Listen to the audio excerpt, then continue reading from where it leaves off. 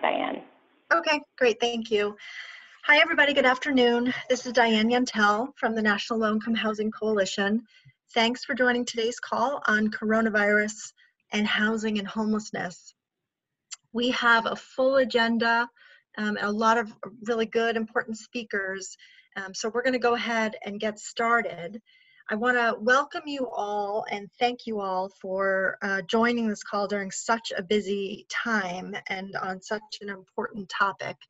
We have about 2,300 people that are registered for the call today, and I can see that we already have nearly 1,500 people on the call and more are joining by the moment. So thank you and welcome, and we're glad to have you on. Many of you have sent your questions in advance, which is very helpful for me to do my best to have those questions answered throughout the call. We had about 150 questions submitted before the call today. So I do think we'll be able to get through many of them. Our speakers will just naturally be answering many of the questions that you have. And where we are not able to answer questions during the conversation for today's call, we're going to start putting together some FAQs where we can sort of put into buckets most of the questions that were being asked and either ourselves answer them, look to our partners for help in answering them, or go to the administration and ask for their responses to these questions as well. So keep sending your questions and we'll do our best to get them answered. So before we get into the substance of the conversation today, I just want to first take a minute to thank you all, not just for joining the call, but for the incredible work that you're doing in your communities. This is such an extraordinary and such a challenging time. And personally, I have been incredibly inspired by so many of you, by your perseverance, your advocacy, your creativity, and your commitment. You know, many of you are frontline workers. You are working in homeless shelters, you're homeless outreach workers, you're affordable housing providers, and you're working incredibly long days. You're making significant personal sacrifices to really protect some of the most vulnerable people in your communities. And you're doing it without the equipment or the resources that you need to keep yourselves and your families and others safe. And I've talked with and I've texted with many of you over the last couple of weeks. And I know that you are overwhelmed and you're tired. I know that some of you are sick. I know that you're scared and you're feeling heartbroken by just the extraordinary level of need and pain in front of you. And I just want to say how much we appreciate you. You're doing incredibly important work. We'll continue to do all that we can to support you in that work, and we are deeply appreciative for your bravery and your heroism. And thankfully, some relief is on the way. So thanks to your really dedicated and effective advocacy, and thanks to some strong congressional champions, a couple of whom we're going to hear from on today's call. Last week, we secured $12 billion in homelessness and housing funds in the last coronavirus spending bills. And these funds, I think, will go a long way towards supporting your work in communities. And we know that there is much more needed, and we know that there's a lot of work ahead of us just to get these dollars out the door. So we are already starting to work with HUD to ensure that these funds are allocated quickly and effectively so that you can start putting them to use in your communities. We're going to keep working with Congress to ensure that the next stimulus package has tens of billions of dollars in rental assistance, support for affordable housing providers, and we'll keep pushing for a uniform national eviction and foreclosure moratorium that assures that all of us, each of us, won't lose our homes during a pandemic. And unfortunately, the urgency of our work has only increased in the last few days. Many of our worst fears and predictions of coronavirus's impact on people who are homeless are starting to be realized. I'm going to pause just for a minute and remind all of our speakers to please mute your line so we can minimize background noise. Please mute your lines. Thank you. Diane, Yes? I have Senator Reid on the phone here with you. Thank you. I'll be right with him. Thank you. Okay. So we already know that we have at least 3 people who were homeless that have died from coronavirus. In New York City, there's over 60 confirmed cases of coronavirus among people who are homeless. They slept in at least 40 different congregate shelters. We know there's confirmed cases of coronavirus among people who are homeless in Seattle, in Atlanta, in Chicago, in Miami. So we have a lot of work ahead to get these resources out to communities, and we have to do it quickly. So as I said, many of the resources that are in this latest spending bill were our top priorities. And we were able to ensure that those funds were put in this bill and signed by the president, thanks to the incredible leadership of Senator Jack Reed from Rhode Island. Senator Reed is the ranking member of the Senate Appropriations Subcommittee on Transportation, Housing, and Urban Development. He is a longtime champion for solutions to homelessness and affordable housing.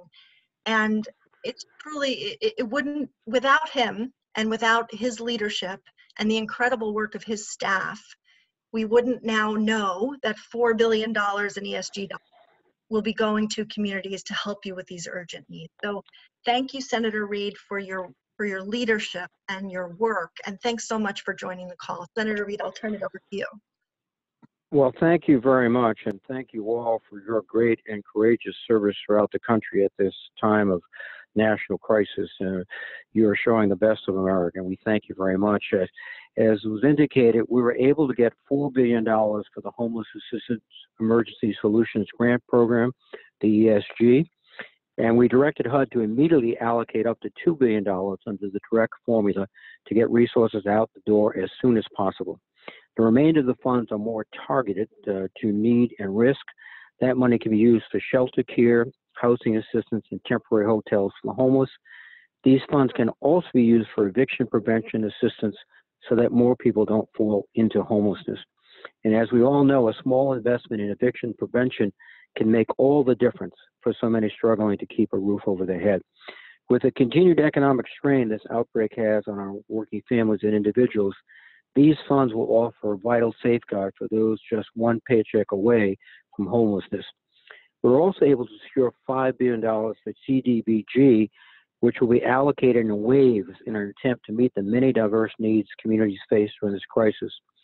Of the amounts provided, $2 billion will be allocated to states and units of local governments that receive an allocation under the fiscal year 2020 formula. $1 billion will go directly to states to support a coordinated response across communities and to help meet the FEMA cost year. And $2 billion will be allocated to states and units of local government, cities and counties based on the prevalence and risks of COVID-19 and related economic and housing disruption. We were able to eliminate the requirement that limits the amount of CDBG money that can be used for public services for the 2019 and 2020 funds as well. The bill allows grantees to be reimbursed for COVID-19 response activities regardless of the date the costs were incurred. I believe this will go a long way to helping the nonprofits that we partner with to continue their essential work they do for seniors and low income in all the states. HUD is moving quickly to execute the release of funds and has noticed the appropriations committees of the first tranche of funding for CDBG, ESG, and HOPWA. I expect communities to receive their notifications this week with the accompanying guidance. I'm frustrated, of course, that HUD elected to only release $1 billion of the $2 billion in direct ESG formula funds. We are working to have the full allocation go out now. I don't want these funds delayed. We also secured $3 billion for rental assistance to help public housing authorities meet the increased operational costs and anticipated reductions in income contributions. We will continue to evaluate the scope of additional need here and make additional investments to preserve this critical affordable housing resource. As you may know, Sherrod Brown and I tried to include my legislation to expand and extend the hardest hit fund to fight foreclosures and evictions, but this was not included. We'll keep trying, and I hope we'll be more successful in the next iteration. But like you, we're committed to getting the job done. That might require more resources. I suspect it will, and we'll be there fighting for those resources, because I know putting them in your hands, they'll get to the right people that need the help. And thank you again for your great service. And with that, again, thank you. Thank you so much, Senator Reid. I really appreciate you taking the time to speak with us today, and thank you again for your leadership. I know we can continue to count on you to, in future bills, keep the focus where it most needs to be in supporting the lowest income people, lowest income renters, and people who are homeless. So thank you for all your work. You're quite welcome. Thank you. So I'm going to turn now to our next speaker. We're really pleased to have Keith Torrey, who's an assistant administrator of the Recovery Directorate at FEMA, on the call. As we've talked about in previous weeks, we know that FEMA has a really important role to play in responding to this latest disaster. And like us, I think they have been trying to figure out how to respond given the unprecedented magnitude of this disaster. So Keith, I'm going to turn it over to you. Thanks very much for taking time to be on the call today. Great, and thank you for having me. Very much appreciate the opportunity to speak to you all today. And you're absolutely right. This is obviously an unprecedented response that we're undergoing, and the full force of FEMA and the federal government are involved in trying to coordinate that response. So I know we'll talk a little more specifics about some of the things that we're doing in terms of homelessness in a minute, but just in general, I think you're all tracking the role that FEMA is playing in the overarching response. As of a week or so ago, we've been putting the lead for operational coordination. HHS is still the lead for the overall pandemic response, but in terms of coordinating operations, FEMA is taking that role, and that's what we do for the federal government, the role we normally play. And so we're building and producing our capacity to do that. Primary focus areas for FEMA overall is probably everything you're very much tracking. We're ensuring that we are working to ensure that state locals and hospitals have the personal protective equipment they need, helping increasing hospital capacity, and ensuring that the testing is where it needs to be. So there's a large operational response side to what FEMA is doing. One of the other things that we're doing, though, and more relevant to our conversation today, is implementing the national emergency that was declared for this event. As you probably tracked, back in March 13th, kind of an unprecedented action the president declared under Section 501B of the Stafford Act, kind of a national emergency designation. What that did was create eligibility for all states, territories, and local governments to be eligible for Category B protective measures under the FEMA Public Assistance Program. I'll talk a little bit more about that in a moment, but just to let you know, we have gone ahead and executed emergency agreements with all the states and territories, and so they are all those agreements are up and running. We also have had states that have come in for and have been approved for major disaster declarations. Just to give you some background, and there are two primary kinds of designations under the Stafford Act. One is an emergency declaration, which is essentially for reducing the potential for impacts and the potential for a major disaster. And then a major disaster declaration is when the state and local capacity to respond has been overwhelmed, and that turns on a series of potential types of assistance that FEMA can provide. So right now we have a national emergency declaration for all states and territories. We have a number of states, I don't have the number right in front of me, but a number of states have been approved for a major disaster declaration. That includes, again, also the emergency protective measures that I'll talk more about in a minute. And it also has included for some states the crisis counseling program, which is assistance we provide through state mental health entities to provide, typically in disaster environments, kind of door-to-door assistance to impacted individuals. In this scenario, it's going to look a little different, as you can imagine, but that crisis counseling, obviously considering not only the direct impacts of the coronavirus, but also the impacts of the community mitigation measures and the economic impacts are pretty significant. Some states, I know this was a question, some states have asked about broader individual assistance, which is typically our housing and individuals program that we provide after a disaster. At this point, the crisis counseling program is the only part of the IA program that has been authorized. And much of that goes back to what was spoken about at the top of the call as obviously an unprecedented scenario, very dynamic in terms of what the needs are, opportunities being worked across the board to try to find ways to provide assistance to those that are impacted, including the supplemental assistance that was referenced. And so the IA program, some portions of it are just not necessarily applicable to a pandemic like this. And in other areas, there's overlap with things that are being worked either through bills that have already passed or things that are already being worked. And so at this point, we're focusing on the crisis counseling program, but staying very much in touch with our states on what their needs are and what types of assistance may be required down the road. So that's on the major disaster side. The emergency protective measures, which is the primary part of a portion of assistance that we've provided so far, it's actually a very broad authority. It allows FEMA to support state and local governments to take essentially any action that they see fit to be able to protect life and property. For this particular declaration, we've been clear to say that those actions in coordination with guidance from public health or direction of public health officials will generally be eligible. And that includes things like obviously supporting testing, supporting increased hospital capacity, supporting the identification of medical equipment or personal or protective equipment. But it also includes things like non-congregate sheltering, which I think is close to many of you. So as you're probably aware, in a normal disaster response, the primary type of sheltering is congregate sheltering, which we will support the Red Cross in that partnership. But we do have the ability to support non-congregate sheltering as well. And so in this scenario, one of the things that our regions are doing is working closely with the states to identify where they need non-congregate sheltering assistance and how we might be able to support that under emergency protective measures that are eligible under the emergency. A couple things that we've done is provided some guidance to our regions on how to go about implementing that assistance. First, the eligible entities are going to be state and local governments. So as a state and local government takes an action, as they have the responsibility to protect life and safety of their population, they have the ability to request emergency protective measures in the form of non-congregate sheltering assistance. If they choose to go that route, that non-congregate sheltering assistance must be at the direction of a public health official. And so a public health official must say that that action is reasonable and required as a result of the pandemic.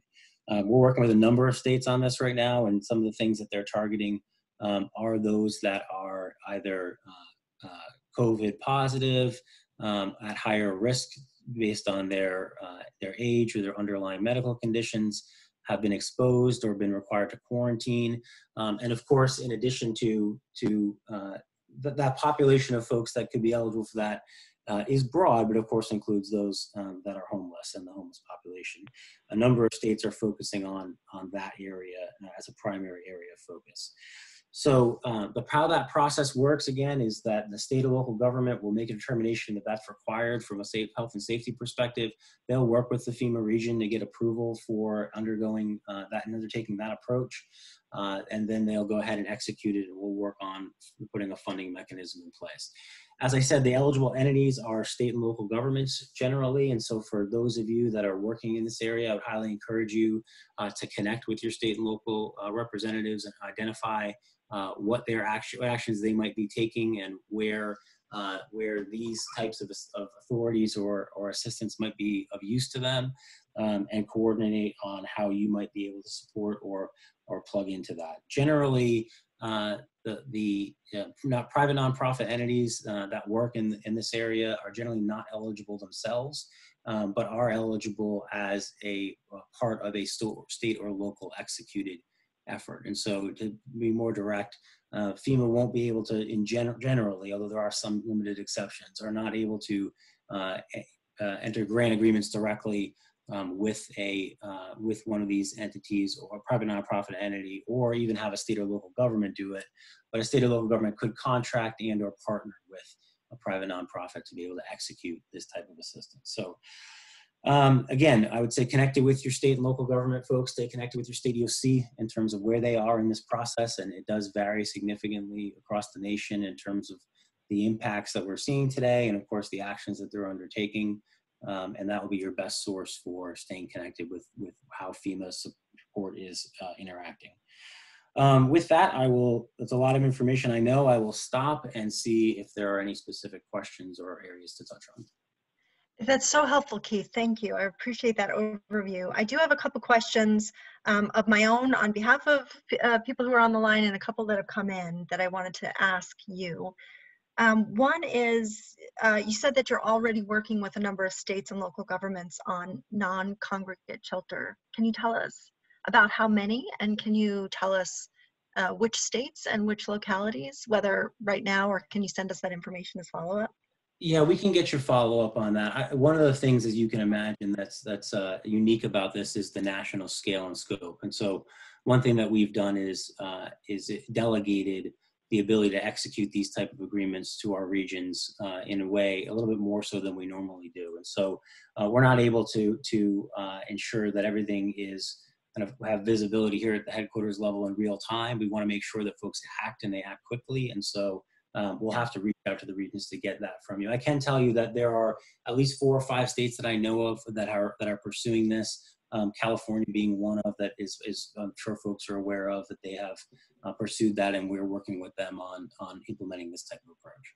Great. Yeah, I certainly understand that it'll take a little bit of time to get that information, but it would be really helpful for us all to know, so that rather than having people, start the process of reaching out to their state or local government to urge this kind of partnership, if it's already happening, then they can save that effort and find a way to get engaged in the work instead.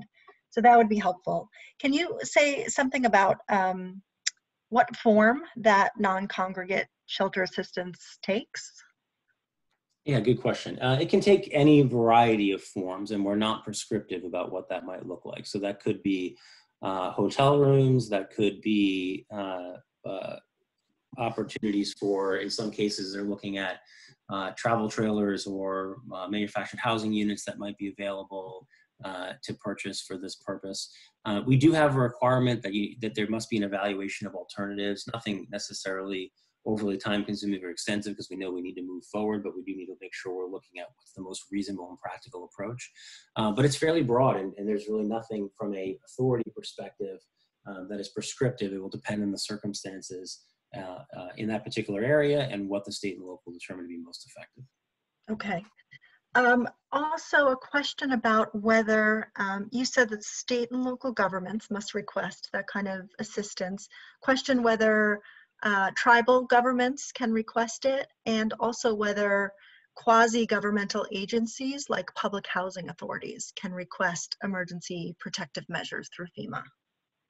So tribes are eligible. They are eligible under the national emergency. Most of those tribes will work through the state government. Some will come direct to FEMA. So yes, they are eligible, and the same activities are available for states. Public housing authorities are usually an eligible applicant underneath a state grantee, and so they would work through their state grantee, and generally are eligible as well. In terms of the actual activity of non-congregate sheltering, it can vary depending on the authority of the entity. For example, the authority to provide non-congregate sheltering is based on the legal responsibility to protect the public. And in some cases, that may be limited only to certain levels of government within a state or locality. So it varies a little bit, but in general, if they're a public housing entity, those are generally eligible. Okay. That's helpful. And you said too that that there may be some congregate shelters that are activated, and that FEMA would support the Red Cross's efforts. Has the Red Cross been mobilized in any communities yet, or do you expect them to soon? No, so that I was referencing kind of what our normal posture is. Typically, we're starting with congregate shelter and working with the Red Cross in this situation, because of course that's not as effective of a tool with what we're dealing with. We're focused more on working with state and locals on non-congregate approaches. Okay, got it. Also, I wanted to ask about the Category B funds through public assistance and the ability in some cases for private nonprofits to apply for those funds to use for some of the things that they need to keep their shelters operating. Can you say a little bit about that process and what you would advise nonprofits to do in terms of their eligibility for public assistance funds? Right. So in general, eligible applicants for public assistance are, as I said, state governments, local governments, and certain nonprofit entities. Generally, the nonprofits are eligible if they have a facility that essentially serves a generally governmental purpose. And so, typically, the way they are eligible for public assistance is if that facility is damaged, and we're after a flood or a tornado, we're helping restore the facility itself. There are some private nonprofits that can be eligible for other types of assistance, particularly, as we say, Category B, emergency protective measures in this case. A lot of it will depend on what their actual responsibility is in terms of the functions that they are undertaking. Is that a kind of legal responsibility associated with the government entity? But in general, I'd say that local governments can work through nonprofit entities like that to be able to protect life and safety. So for example, if there's a shelter, a private nonprofit that operates a shelter and local government determines that based on the circumstances, there are certain actions that must be taken in order to protect life and safety, and that either in the shelter or in conjunction with the shelter, then the local government could fund and contract those with those entities. So, the eligibility of the entity itself can get a little tricky. What I would recommend, again, is go ahead and coordinate with the state emergency management entity or your local emergency management entity. Put us a specific request in. There's something called a request for public assistance. It's the very first step in determining whether an applicant is eligible for public assistance or not. You can submit that request for public assistance, and they can do an evaluation specific to your circumstances of whether you're eligible or not. And if, again, as I said, just because an entity is not necessarily eligible, it doesn't mean that they may not be able to participate in the efforts to protect life and safety in coordination with their state or local government. Okay. And I have one last question for you, Keith, if you have time for one more. Sure. And that is, can you tell us some more about the crisis counseling program, what it entails, how to access the services? Yes. So the crisis counseling program, again, what that includes is it's a grant that's provided to the state public health entities. They will, in many cases, either with their own staff or they'll contract out for providers to go and do crisis counseling field work. It's not true, it's not medical counseling, it's really crisis counseling, which is a lot of triage, identifying if folks are at risk for potential escalation of mental health conditions, and then referring them as needed. Now, in this scenario, where going door to door and there isn't necessarily an impacted area from, let's say, a tornado or a flood, it's probably going to look a little bit different, where state public health entities will be looking, or mental health entities, I should say, are going to be looking at broader types of activities. And those might be public education and outreach, communication, hotlines, things along those lines. So how that process works is that as a state is authorized for crisis counseling, the public mental health entity has the ability to submit an application. They'll submit that request. We try to move on those pretty quickly to be able to get some initial funding in place. And in that, they will outline what types of activities they're looking to undertake. And we'll evaluate those and approve the grant application as appropriate. So again, in that scenario, I would say either through the state mental health entities would reach out to them to determine what their plans are. And also state emergency management maybe also be able to help make those connections as well. But that'll be initially a grant that's provided at the state level. I see. Okay. Okay, I think that's all our questions for now. But Keith, I really appreciate your time and your willingness to share this very helpful information with us. I hope we can stay in touch. I hope we can have you on occasionally to share updates. It's so helpful to all the organizations that are doing this work on the ground. And hope too that we can, as questions come in, I can perhaps share them with you or your staff, and we can get answers back to people in real time. That would also be very helpful for our work. But I appreciate you very much. Appreciate, especially during such a challenging, busy time, you taking the time to be on this call. So thanks very much, Keith. Sure, thanks for having me, and we'll certainly be happy to help follow up moving forward. Great, thank you. Okay, so we have, I'm just checking my email to see what's happening and who's next. I'm gonna just take a moment to answer actually some other questions that are, or share a little bit more information before we go to our next speaker. And so as Keith said, so you'll all remember if you were on last week's call, that at the end of the call, I was urging everybody to reach out to your governor's offices and encourage them to request a disaster declaration from the president for all the reasons that Keith shared. And you know, many governors already had that underway. Others have quickly been putting in their requests over the last week. And so I do have the list in front of me that there are 25 states and territories that have had disaster declarations approved. And those are New York, Washington, California, Iowa, Louisiana, Florida, Texas, North Carolina, New Jersey, Illinois, Missouri, Maryland, Puerto Rico, South Carolina, Guam, Michigan, Kentucky, Massachusetts, Colorado, Oregon, Connecticut, Georgia, Washington, D.C., Kansas, and Alabama. So 25 states and territories that are currently under a disaster declaration.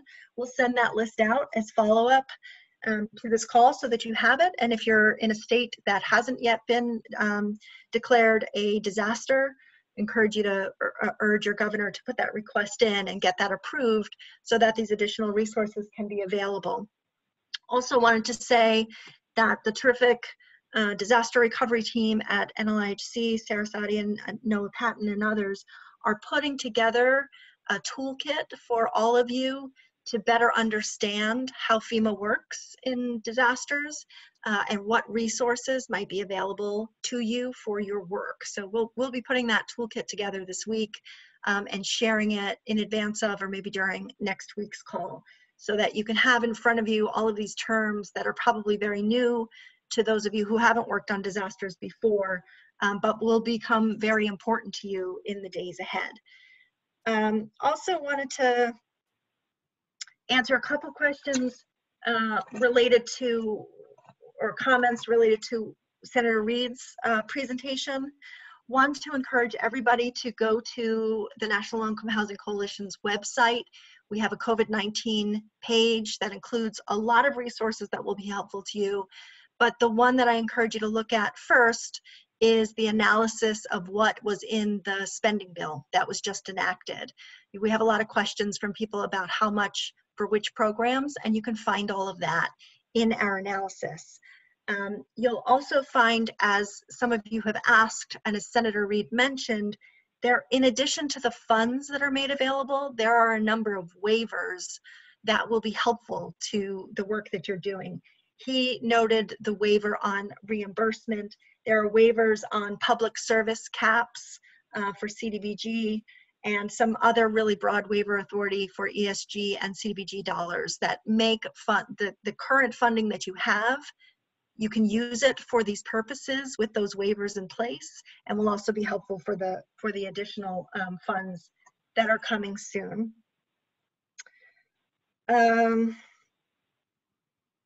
Okay, I'm going to pause there for a second and see if our next speaker is on. So I'm going to now turn to Adi Martinez from Furia in Puerto Rico. And Adi, I would love to invite you to share what you're hearing and seeing on the ground. And I would just say that it's possible if Chair Waters joins while you're speaking that I might need to interrupt you, and then we'll come back to you right away afterwards. So thanks in advance for your flexibility. But Adi, please go ahead. Okay, thank you, Diane, and thank you for the opportunity. I also want to point out that I'm Senior Policy Analyst for Oxfam for Puerto Rico in Oxfam America in Washington, D.C. And I'm going to speak very fast, so I am really sorry. I apologize from the beginning. Okay, so Puerto Rico has a total of 174 people diagnosed with COVID-19 and 6 deaths so far attributed to the virus. In March 15th, the governor issued an order of lockdown and shelter in place for 14 days. This order has been extended until April 12th. So we have a lockdown that is pretty long, from 7 p.m. to 5 a.m. Everybody has to be inside. And on other hours, the traffic is limited to essential things, and circulation is based on car license plate. So Puerto Rico has been facing the challenges of shelter in place and harsh lockdown for a while now. This is stopped by the fact that we have been facing continued economic crisis and 3 major disasters in the last 3 years. And without getting a disaster appropriations approved for the earthquake damages, there is much lack of resources in low-income communities for disaster and recovery purposes. Now with COVID-19, in spite of some local governmental actions, there are still concerns, important concerns, including those issues affecting homeless people. We are worried that the lockdown is criminalizing the homeless. We already have received reports from organizations like Red de Derechos de la Niñez y la Juventud and Kilómetro Cero of police actions against homeless youth and other homeless people. La Red de Derechos is working to find housing options, and since the lockdown, they have been able to house around 30 youngsters from the streets looking for options. Coalición de Coaliciones is also reporting challenges on housing people. They are a long-standing organization for the homeless in Puerto Rico, and in the last few months have been working to house people in the South after the earthquakes. All these organizations report that in spite of the government indicated that it would work to create shelters for the homeless during this lockdown, nothing has happened yet. These organizations are expectant, and they are hopeful that their emergency solutions grants will be accessible to them so they can continue to multiply their impact. And they are proposing the use of empty buildings, and specifically working directly with HUD to use buildings under their covenants that are currently empty in Puerto Rico. About moratorium and evictions and foreclosures, our friends in Ayuda Legal and other legal groups, access to justice legal groups in Puerto Rico, have been in the forefront of these issues, continually demanding the extension of moratoriums on evictions and foreclosures for people that rent to private individuals and for those who have non-federal subsidized mortgages.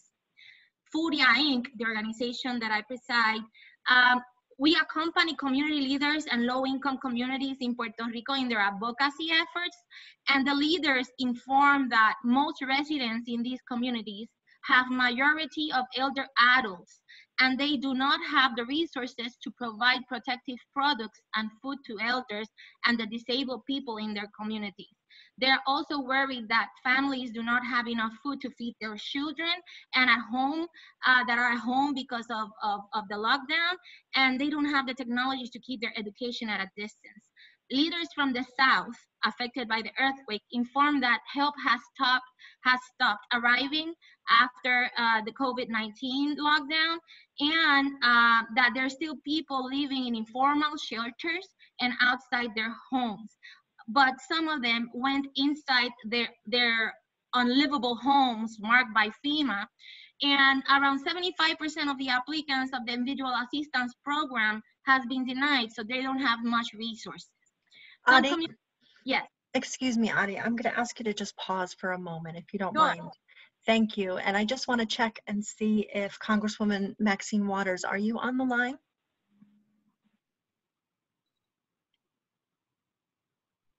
We're having a little bit of technical difficulty, and I just wanted to see. Congresswoman Waters, are you on? You might be muted.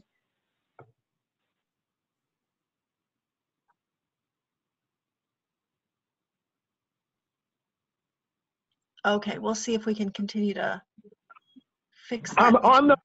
Oh, you are. Wonderful. Okay, wonderful. So, Oh, thank you. Thank you very much.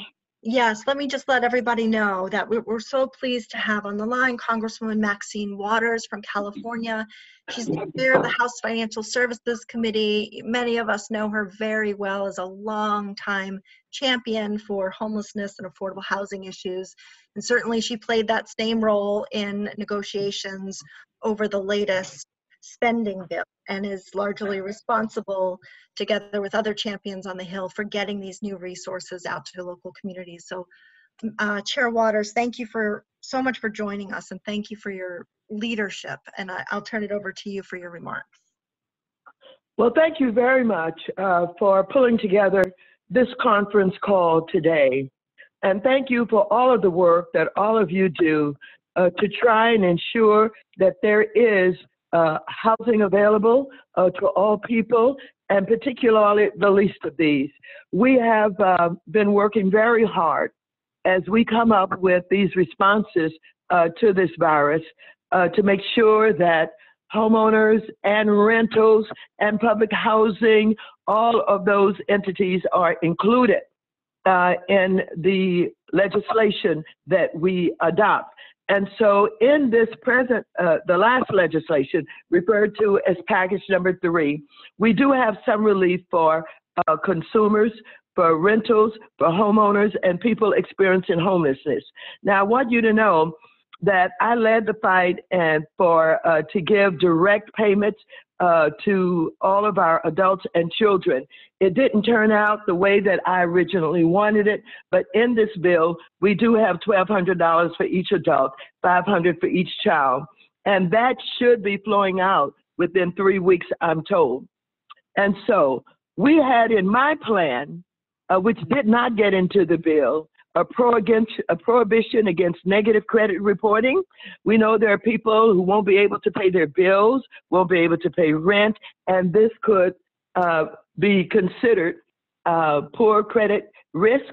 And so we're saying to the credit bureaus, you may not cause negative credit reporting for these people. That did not get into the bill. We'll be fighting for that.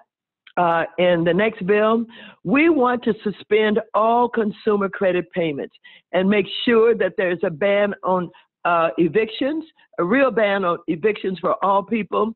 We want to forgive student loan debt, and we want to make sure the ban on evictions extends not only to the protected or assisted properties. We have assisted properties in the bill. That is public housing, Section 8, that kind of thing. But we know that there are those who are not in assisted housing who will not be able to pay the rent. We want to protect them from evictions, and we want to make sure that there is what we would consider an emergency rental assistance fund to protect them. So taking a look at what is possible coming up and what we didn't get into the bill. Those are some of the things that I've just alluded to. But in this bill, let me go back, we do have forbearance for home mortgages, and I want to do even more, a reduction in interest rate payments. We have the Fed that has reduced interest to 0%, and still we have people paying 5% and 6% interest. I want to take a look at how we can get that in the bill. We have moratorium on foreclosures in the bill, and I think the moratorium is designated for at least 6 months, and of course, mortgage forbearance. And so that forbearance includes all of those who are in anything that is connected to the feds, like the GSE, Fannie and Freddie, and all of that. So that's just a brief kind of report, letting you know that we are absolutely focused on the fact that we do not want evictions of anybody. And while we have some assistance, we have protection for those assisted in public housing, it's got to be extended. We have people who are not with the multifamily housing program necessarily, and they are only getting forbearance for those who are providing housing opportunities with the housing program. But we want to make sure that those who are renting from small homeowners who have maybe 4, 6, 8, 9, 10 units, and that's their retirement income, that they're protected also when they do not do evictions. So we have some work to do. We're up to doing that work. We're going to insist that the housing presence is as good as it can be. We're disappointed that we had originally $5 billion in the bill for homelessness. It turned out they gave $4 billion, but we heard from you that we need $15 billion, and we're going to go for the difference in the $4 billion and the 15 that we did not get into this last bill. So with that, thank you very much, and I'm going to stay on and listen to what you have to say so that we can make sure that you're giving us the input and the assistance that we need to be more effective, and we're willing to stand up for the needs of housing for so many people in our country. Thank you. Thank you, Chairwoman Waters. We certainly know you're willing to stand up for the lowest income people. You've been doing it your entire career, and we're so appreciative of your leadership. And we agree that this bill has a lot of needed resources. We're glad to have them, and it's not enough. And so we'll continue to look forward to your leadership to ensure that additional funds and policy provisions are put in place to keep the lowest income people housed during the pandemic. So thank you again for your leadership and for your work and for joining this. You're so welcome. Thank you. I also wanted to just mention to media that are on the line that the chairwoman's comments are not for press purposes. So thank you for honoring that. And I want to turn back now to Adi Martinez. Adi, thank you so much for your very helpful report. I think when we left off, you were talking about challenges facing seniors and people who are in need of food assistance. So Adi, please continue. Yes, and I also want to thank Congresswoman Maxine Waters for always looking out for Puerto Rico. Thank you so much. As I was saying, the community leaders from low-income communities in Puerto Rico are reporting issues that I was listing, and I'm going to continue. Some communities report that they are very afraid of being displaced as the processes of mitigation and reconstructions after the hurricanes and earthquakes have not taken place. Also, leaders are concerned about the direct cash payments of aid in Puerto Rico, especially because special measures would have to be taken by local government so that people that are exempt from filing taxes in Puerto Rico because they have low income or other reasons of exemption here, they will not be able to access that aid through the local Treasury Department. There is another small business and workers issue that concerns us. It was the recent interpretation given by the Department of Labor of the extended medical leave provisions of the third package and of the second package. And that interpretation excludes from the benefits all workers from companies that had closed before April 1st. And of course, Puerto Rico has been in a lockdown since March 15. So a lot of workers from their communities are afraid that they're not going to be able to get that medical leave. In Puerto Rico, we're definitely pushing the government to work to tap into all resources granted in the federal bills. For this, the organizations in Puerto Rico are demanding the creation of a social task force. They already have a medical task force. We want a social task force to make sure that resources effectively reach the most needed. In Oxfam, we are advocating in the federal level for the creation of a civil society task force and for waivers to be granted to matching requirements in disaster recovery funds, and that flexibility to use those funds interchangeably should be granted to jurisdictions where multiple disasters has happened in the last 5 years and that are in such harsh economical conditions. So that's my report from Puerto Rico. Thank you very much. Adi, thank you. That's very helpful to hear, and thanks so much as always for your great work. I'm going to turn now to Maxwell Sardulo with the Fair Housing Action Center in Louisiana. Maxwell, please go ahead. Yeah, thank you so much for having us. So in Louisiana and in New Orleans in particular, we have one of the worst per capita outbreaks in the country. And the governor has said that he expects our hospital systems to become overwhelmed in the next week or so. We also started with higher rates of underlying health conditions, higher poverty, and one of the worst safety nets in the country. We still have a 7.25 minimum wage and the lowest unemployment payout in the country. Plus, our economy is driven by oil, gas, and tourism, so we expect one of the worst state recessions as a result of this. This not suggesting this is the oppression Olympics, but it's taken a while for the spotlight to shine on New Orleans and Louisiana and the severity of the conditions down here. So I just want to make sure that that is clear. The good news is that we closed courts and our sheriff foreclosure sales early. That happened March 13th as a result of governor's directive and our state Supreme Court directing it. Once we got those protections in place, we became pretty focused on unsheltered people experiencing homelessness. After about a week of advocacy, we were able to get the city and state to work together and procure a hotel for about 150 to 170 people who were in some encampments. But we know that's only the tip of the iceberg. There are over 400 unsheltered folks experiencing homelessness in the area, and then hundreds more that are still in shelters, sleeping in shelters where they do not have the ability to isolate. And we're deeply concerned about those folks and about what spread will mean in those shelters and how it can affect our healthcare system. And we're also hearing consistently from retail, hospitality, and gig workers who are out of a job and that they're desperately afraid that once the eviction moratoriums are up, they won't have any ability to catch up on rent and we'll just see a tsunami of evictions.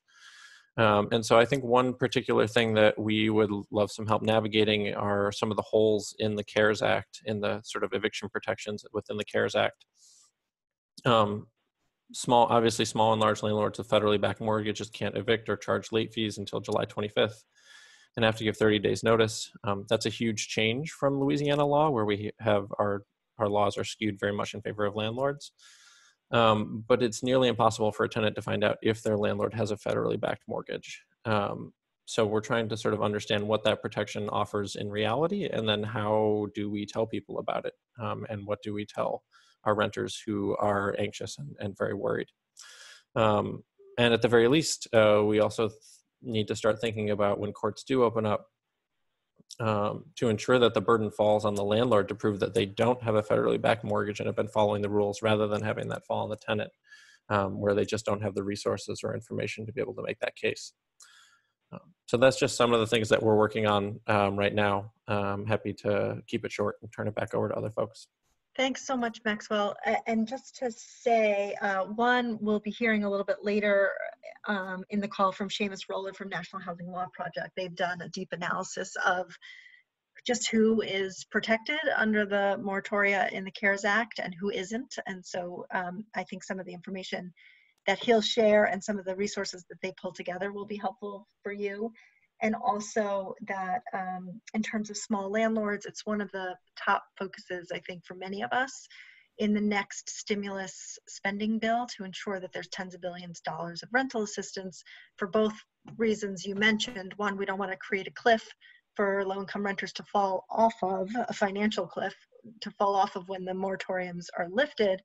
And we want to make sure that small landlords can continue to maintain and operate their housing stock during the crisis. We don't want to lose more affordable housing as a result of this crisis. So thanks for raising both of those issues and for the report. I'm going to turn to Shalonda Rivers. She's a member of National Income Housing Coalition's board and also the 22nd Avenue Cordoba Tenants Association in Florida. Shalonda, please go ahead. Hi, everyone. Thank you for listening in, and thank you for this opportunity in HIC. So on the resident side, some of the issues I see in my local area and community in Miami-Dade County, which is in Florida, on the resident side. Some places in Florida, there's still some evictions going on due to the fact that there's no statewide moratorium in the state of Florida.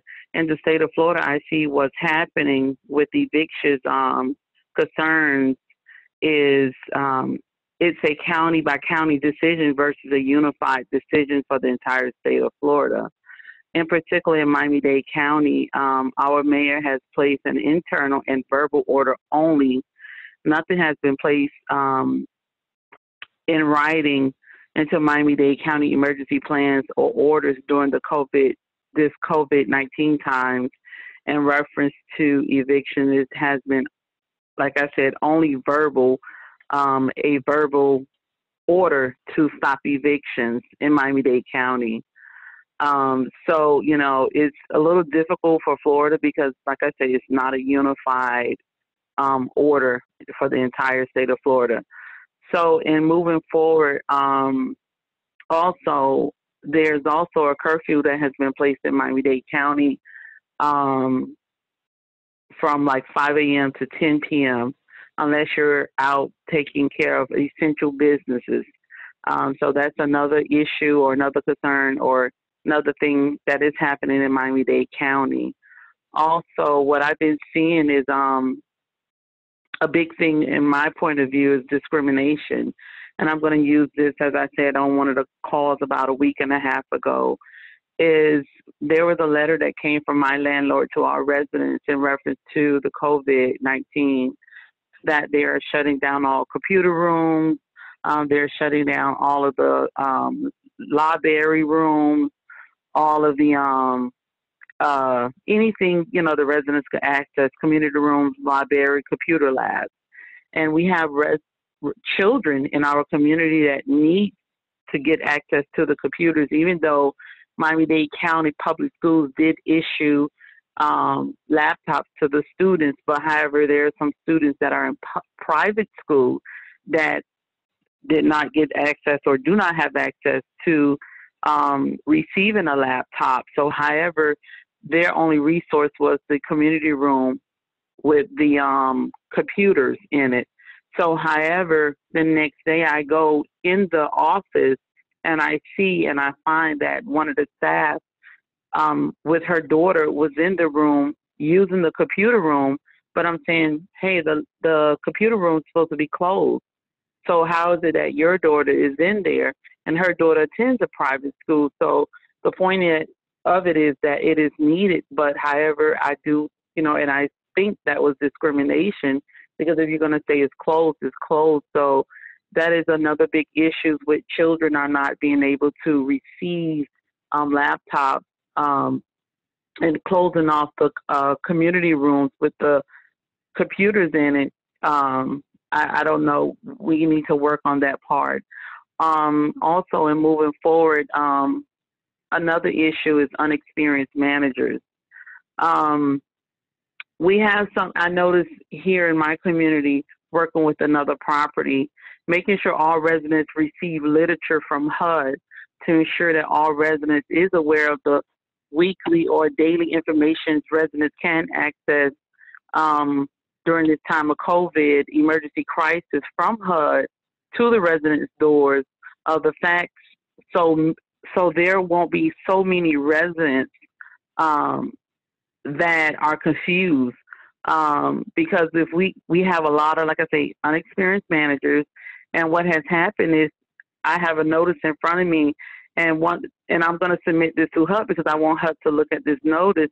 One of the things that the manager put in the notice, she put based on the most updated information issued by the CDC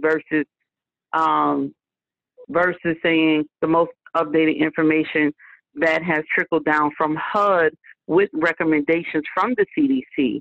And also she go on to talk about rent is still due, late fees will still be inquired regardless of this COVID-19, and going back to the CARES Act that has just been released or placed out there on March 27th, in reference to some of these things about the rent. So there's a lot of confusion going on here in reference to the rent, late fees, what if you don't have the money to pay. So I think it's so important that residents receive literature directly from HUD to the managers to pass out to the residents. And also one last thing I want to mention is I know also in the state of Florida with the Department of Children and Families, they also have extended their call center hours for recipients versus being from 8 to 5. Now the call centers are open from 7 to 5. So right now, this is all I have. I hope this was some helpful information. Thank you for the opportunity. Be well and be safe, everyone. Thank you. Thank you, Shalonda. You too, and thanks for the helpful information. So we're going to turn now, after having done some field updates by geography, we're going to turn, as we always do on these calls, to some unique needs for particular populations. And we'll start with Maria Foscarinas from the National Law Center on Homelessness and Poverty. Maria, please go ahead. Hi, thank you, Diane, and thank you, everybody, for these incredible updates and the amazing work that everybody is doing. It is, in fact, great to hear it all and inspiring. I want to talk briefly about the CDC guidance that was issued just over a week ago on March 22nd. So the CDC guidance is very important, and it starts by recognizing that the lack of housing leads to poor health outcomes. It also recognizes that permanent housing should continue to be a priority and that people experiencing homelessness are at risk. And also that they need to be consulted in implementing approaches to protecting their health.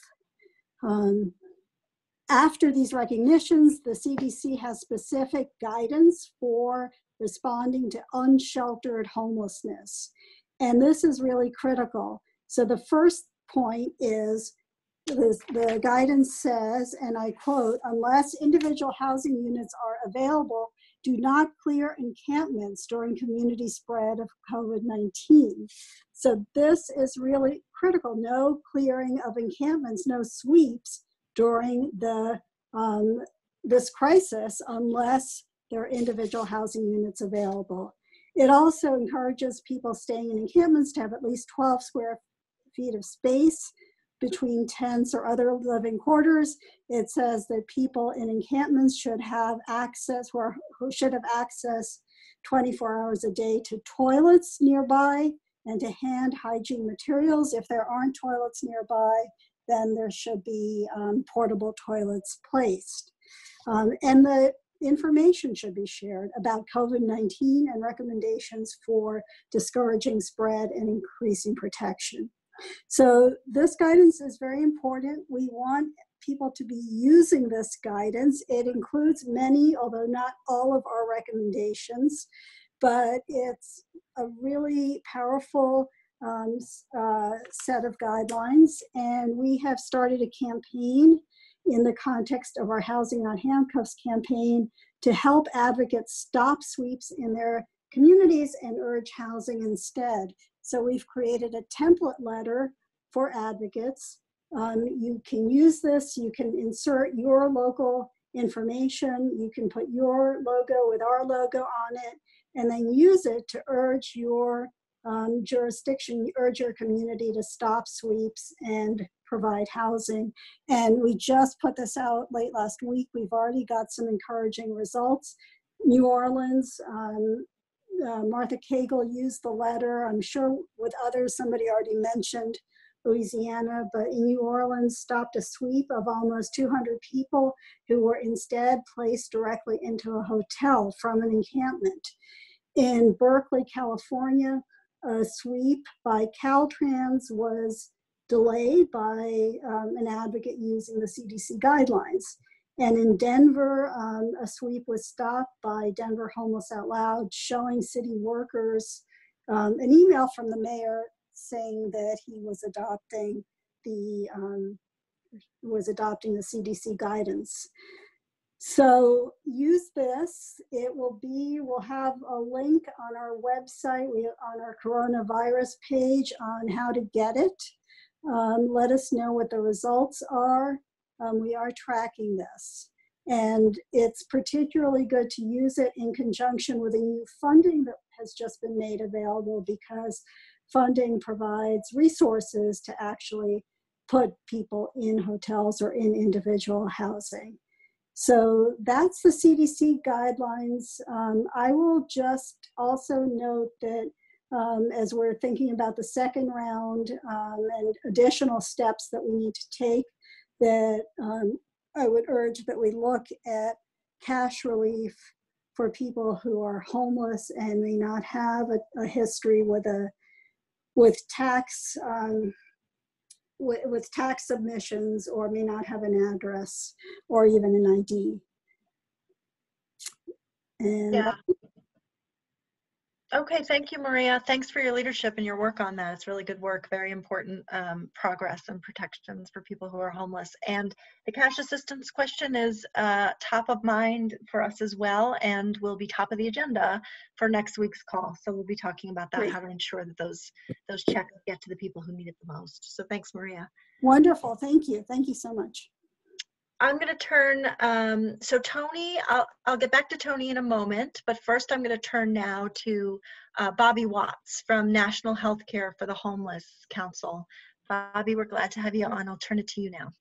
Thank you very much, Diane, and everyone. These have been a really informative and in many cases inspiring report, so thank you for that. I just want to place this in the context that we are when we think of healthcare, we must realize that we are talking about a convergence of epidemics. Homelessness itself should be considered a public health epidemic. It is existing at levels that should be considered abnormal in the richest country on earth. We've also been having an opioid epidemic. Now, on top of that, we are having this COVID-19 epidemic, and the systems are struggling to respond to it. So one of the things is every locality is struggling with the issue and wrestling with the issue of how can you find spaces to isolate and quarantine people who don't have a home, who can't stay at home, coming up with different solutions. I know that Houston, Dallas are using their stadiums for that. Detroit is using its arena to find places to house people who are suspected of being exposed or have been tested positive. New York City, for the general population, is looking at turning its Jacob Javits Convention Center into a hospital ward. So every city is looking at this important question. We urge every city that this is one of the most important questions that they should answer. New York City has set aside 500 isolation beds from its people in its shelter system, or for those on the streets that they're bringing into shelter. And I understand San Francisco is doing the same. Some of these are in motels. Some of these are in unused spaces that are being converted into shelters. And I will also add that some medical respite programs, and medical respite is for people who are experiencing homelessness who don't have a clinical reason to stay in the hospital, but without medical respite, they get discharged back to their shelter, friend's couch, or the streets, and that's not good for their health. They deteriorate, end up back in the hospital. Bad for their health, very bad for the health system. Some medical respite programs are responding to create more space specifically for COVID-19 patients, or just getting ready for the overflow from the shelter. But everyone in the healthcare field is trying to get ready for this. And I'm so glad that Maria reported on the success with the referring to the CDC guidelines to help stop encampments. We have called for that, along with many of you, and so glad that they were successful in enforcing that. We also have called for more medical outreach in shelters, more medical services on the streets or where unsheltered people are, and we've advocated for that some of this emergency funding should meet the health needs of people experiencing homelessness. So I will stop. I'm out of time, but really appreciate this time to be with all of you and to listen and learn. Thanks so much, Bobby. I really appreciate your leadership and your very important good work. Thanks for being on.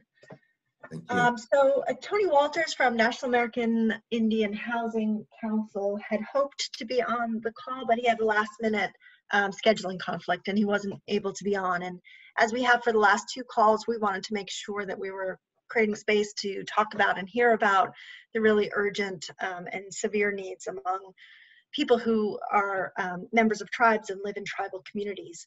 So I want to just briefly share a couple of the notes that he shared with us to say that Indian country is starting to see a real spike in the number of cases of people who are confirmed to have coronavirus, that it's hard to track the numbers over all of the distinct tribal communities, but that Indian Health Service data say that there have been 165 positive tests in tribal communities. That's up from 135 late last week.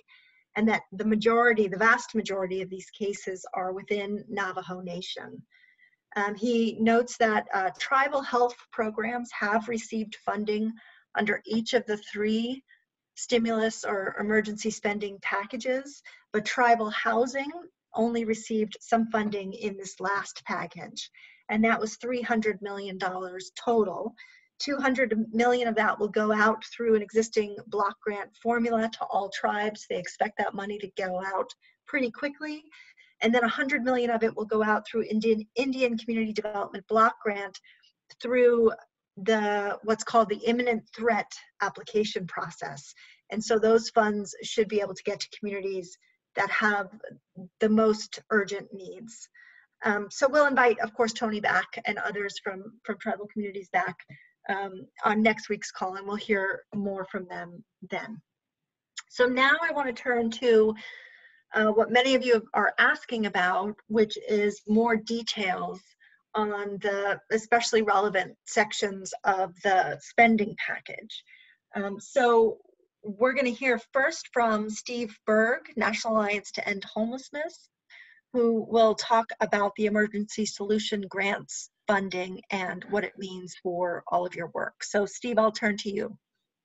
All right, thanks, Diane, and thanks to everybody on the call. This was, I think it was a good victory to get this money in the bill, and it was definitely not going to happen unless so many people were on the phones and emailing members of Congress saying how important it was.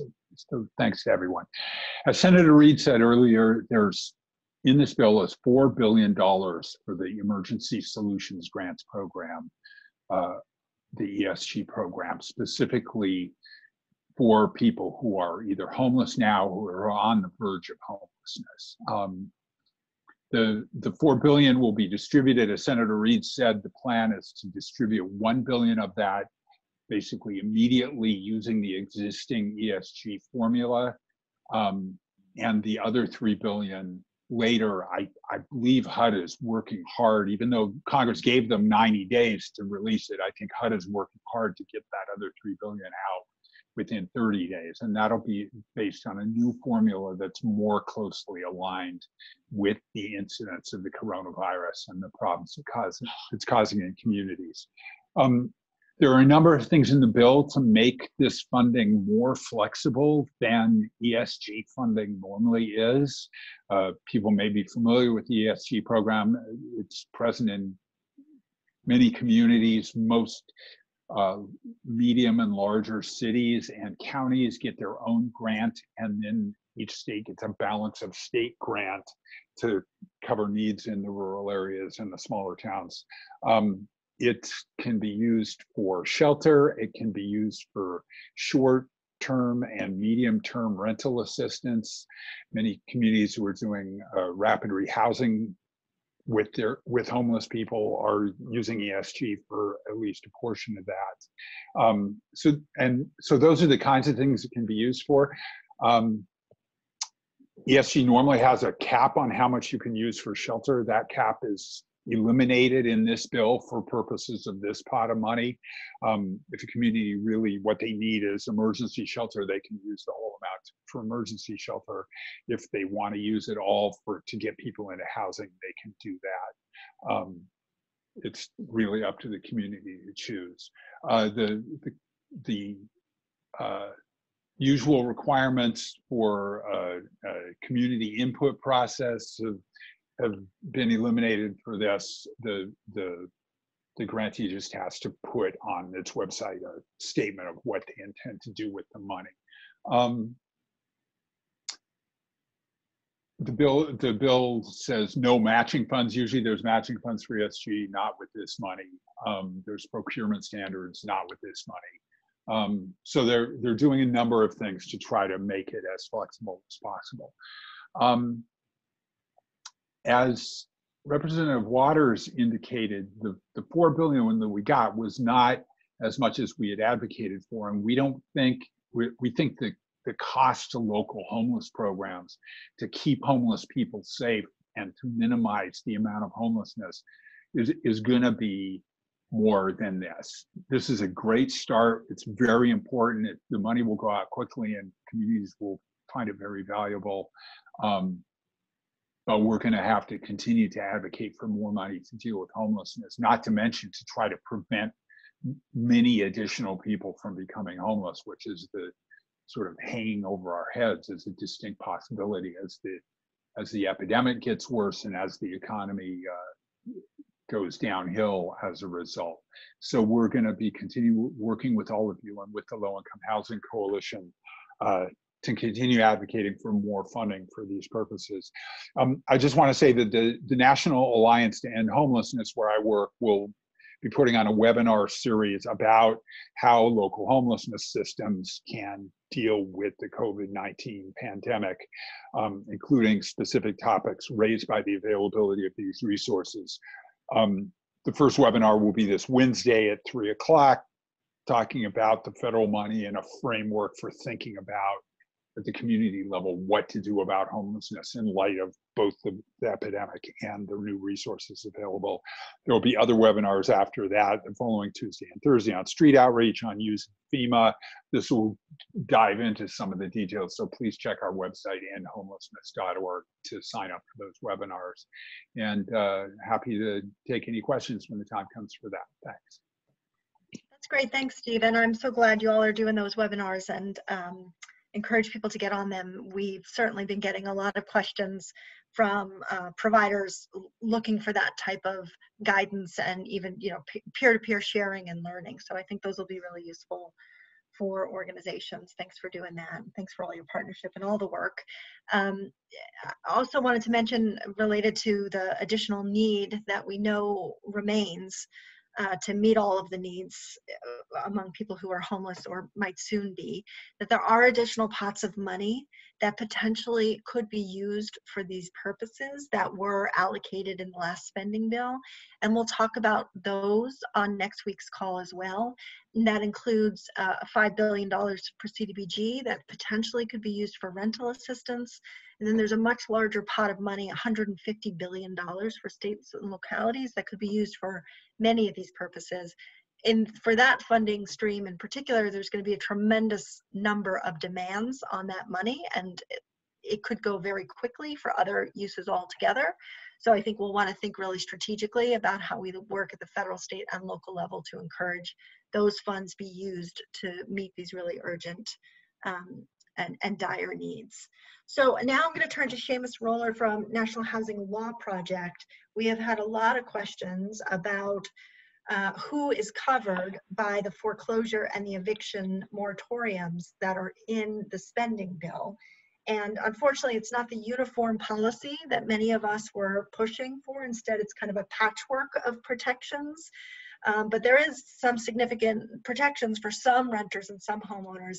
And I'm going to turn to Seamus to help us all understand who's protected, how they know if they're protected, and what to do next. So Seamus, go ahead, please. Thank you, Diane. Yeah, this is it's certainly, if you read through the actual language in the bill, it's pretty difficult to understand what's being covered. So I'm going to do just kind of run through, I think, what I see as the sort of, what the bill covers, and then some of the things that aren't covered or that are going to make it difficult to understand how this works in practice. So it is a 120-day moratorium on eviction filings for non-payment of rent, fees, penalties, or other charges. So there are things that are not covered in that, and I'll go through that a little bit later. It also requires a 30-day notice to evict after the 120 days are done.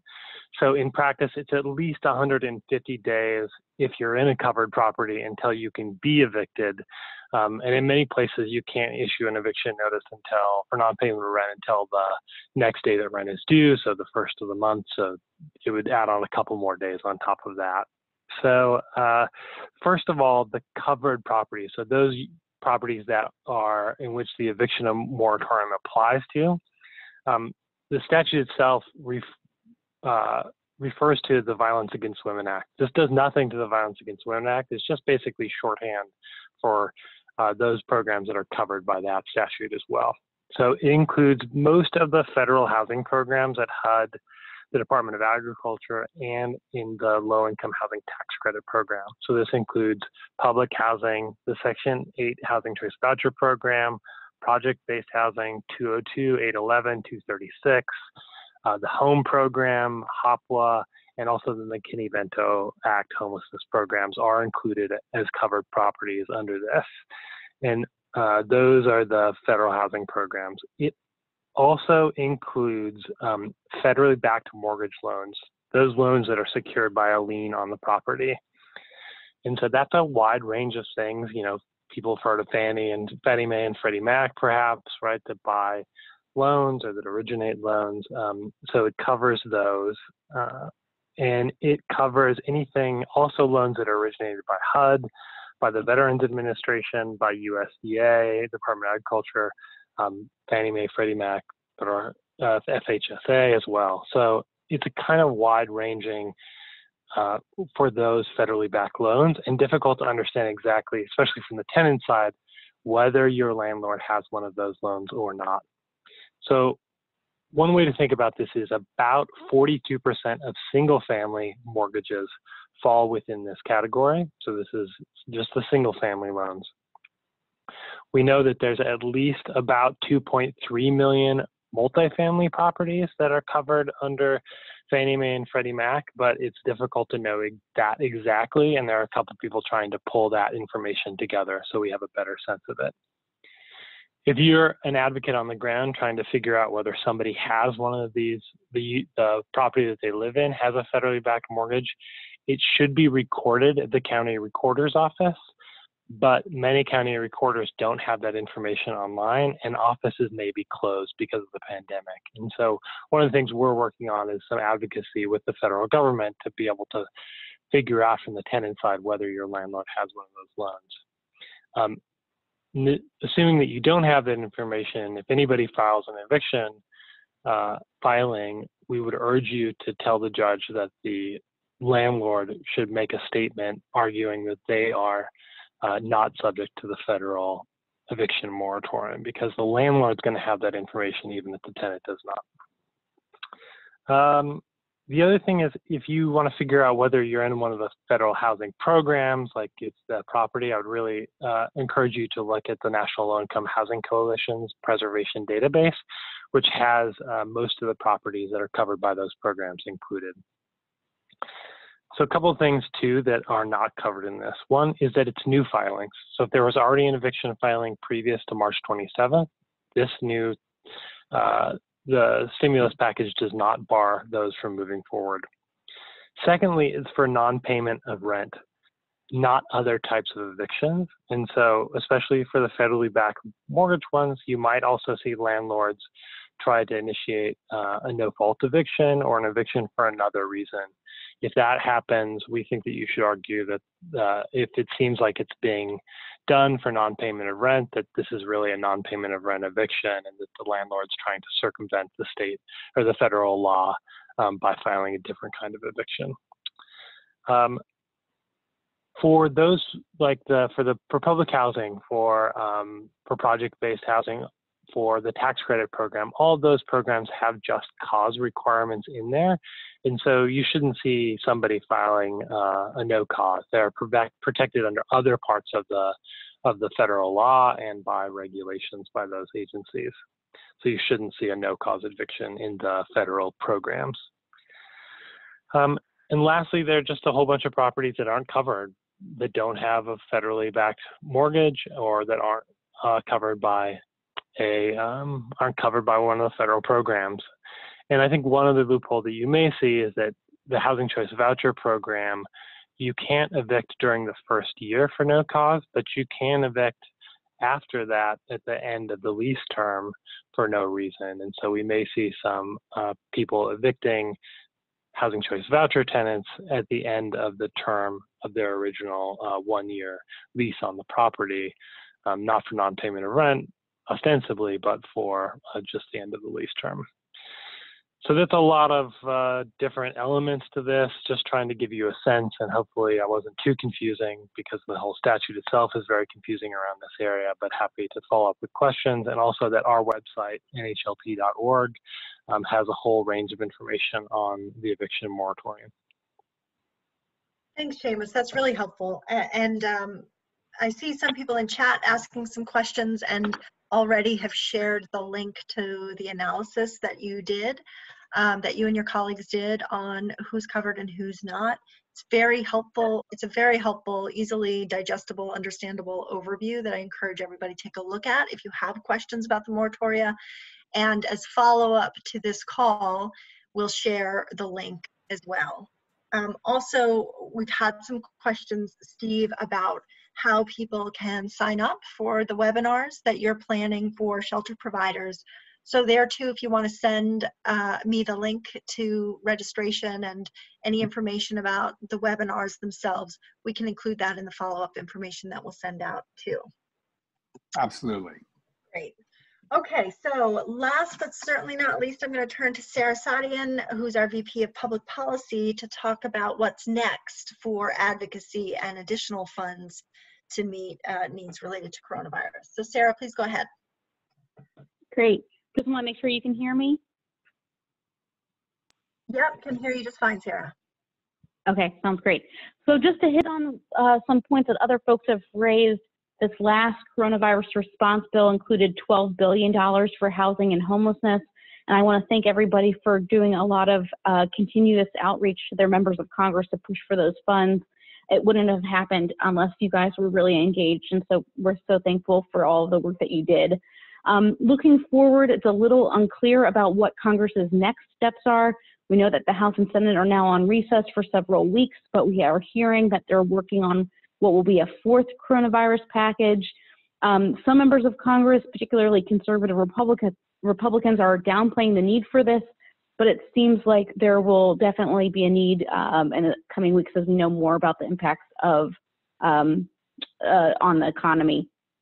We're going to continue to be advocating with Congress about the urgent needs for people experiencing homelessness and the lowest income renters during this crisis. We're reviewing our list of congressional asks to update it with what we know about what's in this package and what's still outstanding. So look for that soon. Particularly, we're concerned for households that do not receive federal assistance right now, but who are in need of emergency rental assistance to keep them in their homes during the crisis. I think that's a real possibility. I've heard very positive things from members of Congress and their staff, and I know that both advocacy groups and industry groups are supportive of emergency rental assistance, and so we'll continue to push for those resources in the next package, in addition to additional ESG funds and other resources that are needed. We'll also be shifting our focus to ensure that HUD and other federal agencies are taking the steps needed to get those dollars out the door quickly. You've heard from some of our speakers talking about steps that HUD is already taking. We're putting together a comprehensive list of regulatory actions that are needed by HUD, USDA, Treasury, and the SBA to make sure that the resources that were provided in the coronavirus package reach people with the greatest needs. And finally, as Diane mentioned earlier, we'll be working with many of you to tap into the resources that were provided to state and local governments, including the $150 billion in a coronavirus relief fund and $5 billion in CDBG that could be used for these purposes of addressing housing and homelessness. We want to make sure that we get those our resources and our needs front and center when it comes to local government. So it's important for you to already be engaging with your local members, local policymakers about that, so that when the dollars start flowing, there's already been a conversation about what the needs are on the ground and how those funds can be used. We'll be providing more information about how you can do that in the coming days. And finally, for people who are interested in participating in our policy working group, you can join our calls. We have calls weekly, Tuesday at 12:30 Eastern Time. If you want to join, just send me an email and we'll add you to the list. That's all. Great. Thank you, Sarah. People who are interested in joining that can also feel free to reach out to me, Sylvia or Sarah, and get engaged in that weekly working group call where Sarah and others are really digging into the details, putting together this list of next policy asks and thinking through strategy to achieve them. So I want to, just to finish it off, thank you all for, especially thanks to our speakers who took time out of their really busy schedules to get on and share very important updates. Thanks especially to our congressional champions, Senator Reid and Congresswoman Maxine Waters, who joined, and thanks to Keith Torrey from FEMA as well. I think it was all very helpful information. Send us your ideas for others that you want to hear from on future calls, and keep sending us your questions. In addition to the, I think, almost 200 questions that we got in advance of this call, we've had another 110 or so questions during the call. I do think we were able to answer many of them throughout the call, but not all of them. So we will keep looking for ways to get your questions answered, whether through future calls or through putting together FAQs and sharing them. So keep sending us your questions. We'll do our best to get them answered. Go to our website. The link is up on the webinar screen if you're on there. If not, we'll send it as follow-up information. But we are compiling all the relevant information related to coronavirus, housing, and homelessness. And that includes all of the things you've heard about talked today. We also are tracking all of the state and local or county moratoriums on evictions and foreclosures, and have those tracked on our website. We are also tracking other state and local resources that are being used for rental assistance or hotel rooms for people who are homeless and so on. So we're compiling and keeping that on our website, and we're also sending it out as emails to all of you. If you're not getting those emails, let us know. We're happy to add you to that list. So thank you all again for joining. Thanks for your incredible, hard, important work. Please keep it up. Please take care of yourselves, take care of each other. It's going to get worse before it gets better, but we'll get through this together. So thank you all. Take care. Bye-bye. Thank you.